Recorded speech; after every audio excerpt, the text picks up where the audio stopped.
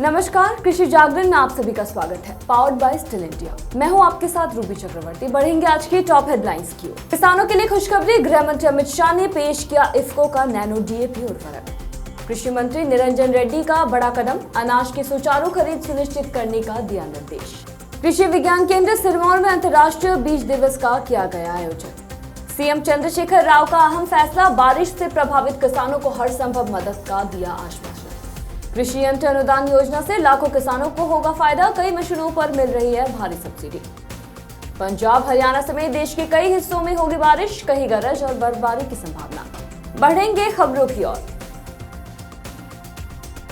देश के किसानों को केंद्र सरकार ने अनमोल तोहफा दिया है। केंद्रीय गृह एवं सहकारिता मंत्री अमित शाह ने बुधवार को 500 मिलीलीटर की तरल इफ्को नैनो डीएपी खाद्य राष्ट्र को समर्पित किया है। इसी के साथ अब 45 किलो डीएपी के बोरे से निजात मिलेगी।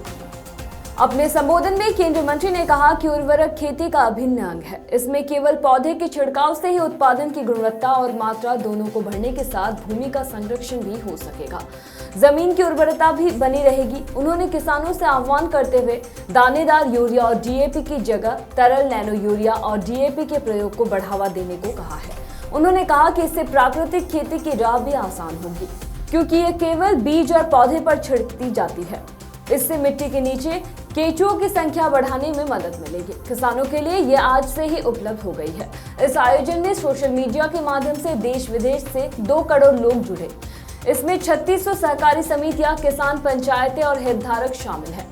अमित शाह ने आगे कहा कि देश में हो रहे उर्वरकों के कुल उत्पादन के 382 लाख मीट्रिक टन से 132 लाख मीट्रिक टन का उत्पादन सहकारिता समितियों द्वारा किया जाता है। इसमें से 90 लाख मीट्रिक उर्वरक का उत्पादन इफ्को ने किया है। यह भारत के आत्मनिर्भर संकल्प को हर दिन मजबूती प्रदान करता है। उन्होंने आगे कहा कि देश में सहकारिता की सफलता को इससे समझा जा सकता है। आज भी सहकारिता के माध्यम से 80 पैसा सीधा किसानों के खाते में जाता है। नैनो डीएपी की कीमत 600 रुपए रखी गई है, जबकि बोरे की कीमत 1350 है। इससे किसान की लागत कम होगी, सब्सिडी घटेगी और उर्वरकों के प्रयोग में कमी आएगी। कृषि मंत्रालय ने पिछले महीने ही इसे मंजूरी दे दी है। कृषि मंत्री सिंह निरंजन रेड्डी ने अधिकारियों को अनाज की सुचारू खरीद सुनिश्चित करने का निर्देश दिया है। मंत्री ने चेतावनी दी है कि अनाज की खरीद में यदि मिलरों को कोई गड़बड़ी मिलती है तो उन्हें लाइसेंस रद्द कर दिए जाएंगे। उनके लाइसेंस रद्द कर दिए जाएंगे।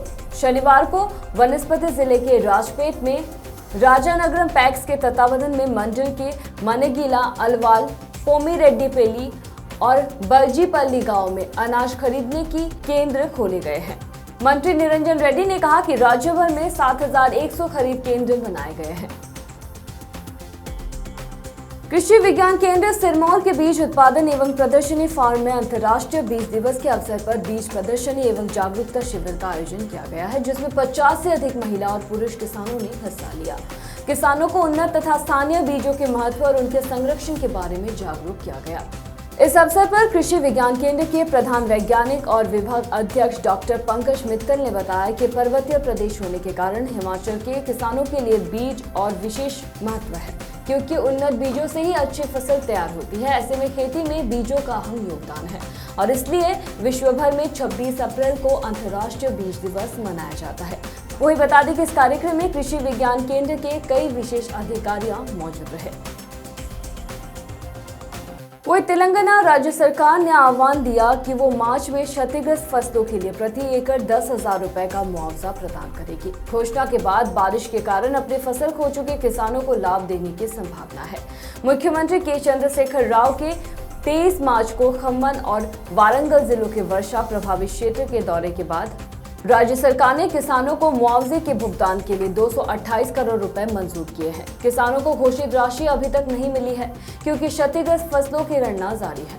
हालांकि अप्रैल में भी कई बार बारिश ने अन्य किसानों पर कहर ढाया है। मुख्यमंत्री के चंद्रशेखर राव का नारा है कि अब की बार किसान सरकार, हम सभी किसानों को मुआवजा देंगे। अभी मतगणना हो रही है। बारिश के कारण कुछ किसानों की फसल पूरी तरह बर्बाद हो गई है, कुछ को कम नुकसान हुआ है। बंदरंग धान की खरीद सरकार करेगी। हम नुकसान का आकलन कर रहे हैं। किसानों को कृषि यंत्र अनुदान योजना के तहत खेती में उपयोग होने वाली मशीनों पर सब्सिडी मिल रही है। आधुनिक कृषि यंत्र पर राजस्थान सरकार ने सब्सिडी देने की घोषणा की है। राज्य कृषि यंत्र अनुदान योजना के तहत खेती के लिए ड्रोन खरीदने पर सब्सिडी दे रही है। गहलोत सरकार कृषि स्नातक बेरोजगार युवाओं को ड्रोन देगी। इसके लिए उन्हें 4 लाख रुपए तक की सब्सिडी दी जाएगी।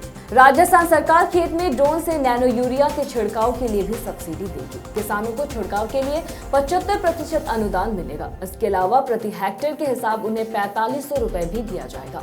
इस साल राज्य में 10,000 हेक्टेयर क्षेत्र में ड्रोन के जरिए नैनो यूरिया का छिड़काव करने का टारगेट है।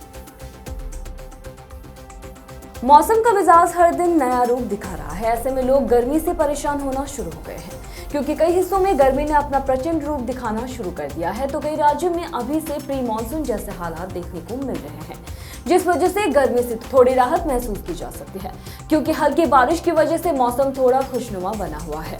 अभी भी मौसम विभाग ने बारिश का दौर हल्का जारी रहने की संभावना जताई है। मौसम विभाग के अनुसार अगर विदर्भ और आसपास के क्षेत्र की बात करें तो वहां पर एक चक्रवाती हवाओं का क्षेत्र अभी सक्रिय हुआ है, जिस वजह से दक्षिणांतरिक कर्नाटक तक एक ट्रफ रेखा जा रही है। अगर हम अगले 24 घंटे के मौसम की बात करें तो पश्चिमी हिमालय पर हल्की से मध्य बारिश और गरज के साथ बौछारें पड़ने की संभावना जताई गई है। असम, सिक्किम, अरुणाचल प्रदेश, आंतरिक कर्नाटक, दक्षिण मध्य महाराष्ट्र और लक्षद्वीप कुछ हिस्सों में हल्की से हल्की बारिश होने की संभावना है। फिलहाल कृषि जागरण में मेरे साथ इतना ही। खबरों का सिलसिला जारी रहेगा। अधिक जानकारी के लिए देखते रहिए कृषि जागरण। धन्यवाद।